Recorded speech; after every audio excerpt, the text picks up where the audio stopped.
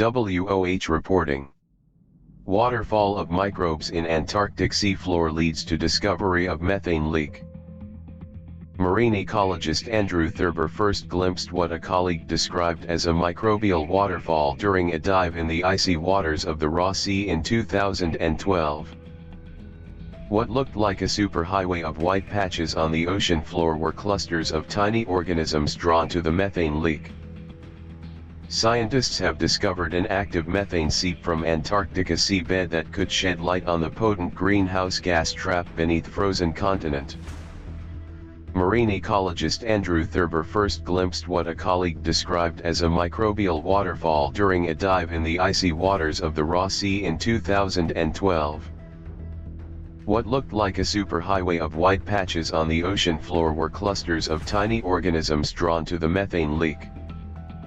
My first thought was wow, and I was immediately enamored with what this means for science, said Thurber, an assistant professor at Oregon State University. Scientists believe there is a massive amount of methane stored below the ocean floor in Antarctica. The discovery, published Wednesday in the journal Proceedings of the Royal Society B, marks the first time a natural seep has ever been detected in the continent. There is no evidence that climate change is behind the Antarctic methane seep. Good news to scientists concerned that global warming could cause permafrost to thaw and release methane long trapped within. However, if the methane reaches the atmosphere, it could exacerbate global warming because methane is a more potent greenhouse gas than carbon dioxide. Atmospheric levels of methane have been rising due to human activities including agriculture and oil and gas drilling. Thurber noted that the microbes found near the Antarctic seep actually help keep methane out of the atmosphere by consuming the gas before it can rise through the water into the air. That will not help mitigate human-caused emissions, which account for at least half the methane in the atmosphere. Ocean sources of methane contribute just 1% of the total global emissions.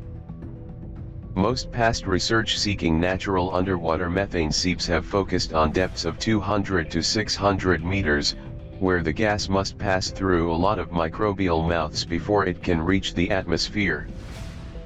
Thurber said the seep in Antarctica, however, was a mere 10 meters down, putting the methane on a fast track to the surface. 10 meters is not 600 meters. That methane can make it into the atmosphere and start becoming a potential player in methane budgets, Thurber said. Another concern, Thurber said, is that the microbes in cold, shallow water were slow to arrive at the Antarctic methane seep. A finding that could help scientists better understand microbial behavior and whether it could help stop methane seeping elsewhere from entering the atmosphere.